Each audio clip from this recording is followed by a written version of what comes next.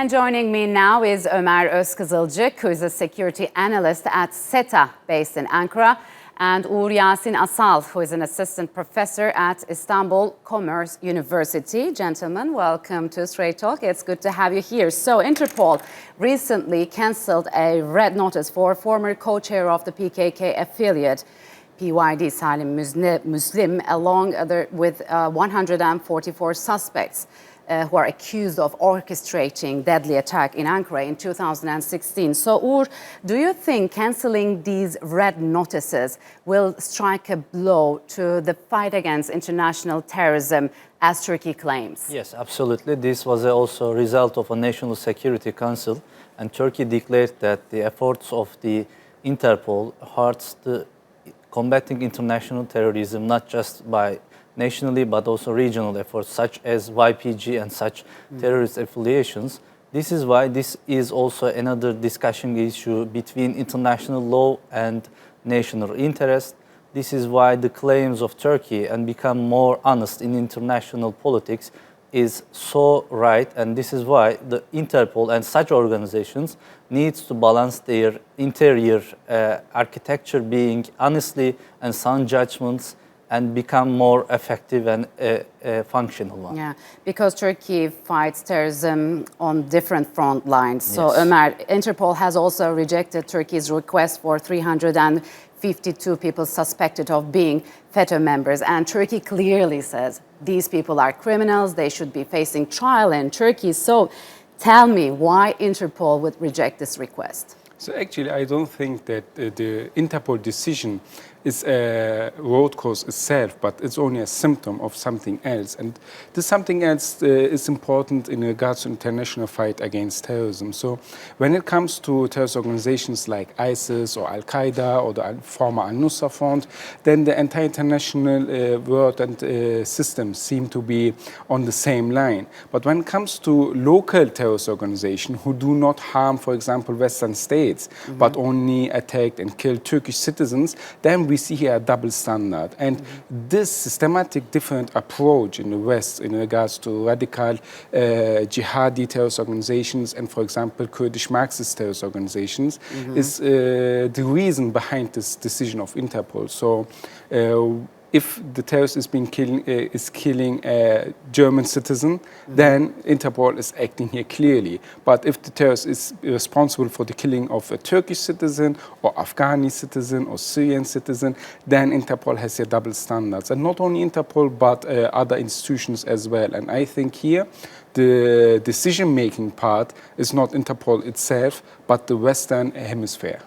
So, Ugur, tell me about this PKK YPG terrorist, Şahin Ferhat Abdi, also Şahin Cilo, if I'm not mistaken, who's on Interpol's red notice and one of the most wanted men in Turkey. But he has been seen signing an agreement with officials at UN headquarters in Geneva, and also he's been seen talking to US generals in northern Syria. So is that a double standard, that the organization doesn't take Turkey's security concerns urgently? Sure.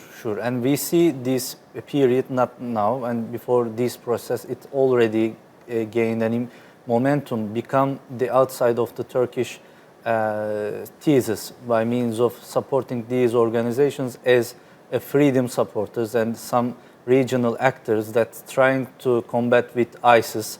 But indeed, we see in the real position of a geography, it also makes more destabilization of the geography.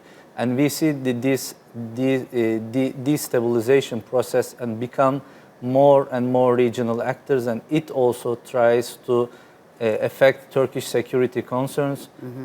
Other side of Syria has been 911 kilometer squares are under threat. And we see now the Turkish troops are organizing to again an operation towards the northern side of Syria.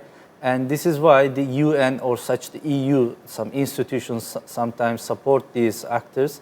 But we are alone, but indeed in a realistic mannerism, we should focus and defeat these terrorists by using our national forces. Why we are alone, Omer? Oh, that's a good question, but let me add something before I answer Yes, the question. Ferhat Abdishahin is the adoptive son of Abdullah Öcalan, Yes, the I know founding that. terrorist of the PKK terrorist organization, who's been designated as a terrorist organization by foster son, right? NATO, the EU, and the US. And his name in the PKK was Shahin Jilo, and he is now working under the name of Mazlum Kobane. So this shows us here the double standard. If the adopted son of Osama bin Laden would be in Turkey and would receive delegations, officials from Turkey, the entire world would go crazy. But if it's the PKK who's killing Turkish citizens, then we see here another standard. Yes. And why is Turkey alone? I think here Turkey has also reflect about its own mistakes, but also we have to understand that there is a different perception which is hard to overcome. So we have seen it many times. If there's a terrorist attack in France, it's been seen majorly differently from a terrorist attack in Syria, for example. And this has to be about the self-perception of the industrial states, mainly the Western states. And I don't think that Turkey can overcome this sociological obstacle. And So here, do you think things have changed, especially after the failed coup attempt in Turkey, with regards to Interpol's cooperation with Turkey? What do you say? Yeah, it has changed in this regard because there was a mass accident, a coup attempt, and there was a massive, huge number of people who were involved in this coup attempt, which killed over 250 Turkish citizens. Yeah. However, most of them took refuge in Western states, Germany mainly, and the US mainly. And as Turkey wanted to get them back from them to assert a red alert in Interpol, these states prevented, and their efforts led to the cancelling of the red alerts for FETO terrorist members. Even Adil Öksöz, who is the main operational leader of the coup attempt, is now somewhere in Europe. Last time we know, he was in Germany. Yeah.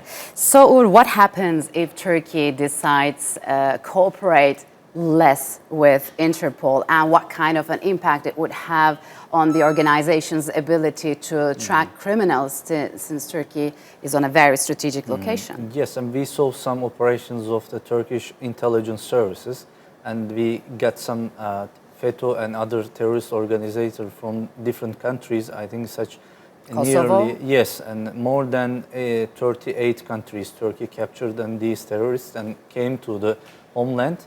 And we can do alone, but if these organizations tries to become more and sound judgments being in the institutional body, I mean they are now acting in a hierarchy, and this is why this hierarchical and hegemonic model becomes more and more Western-centric.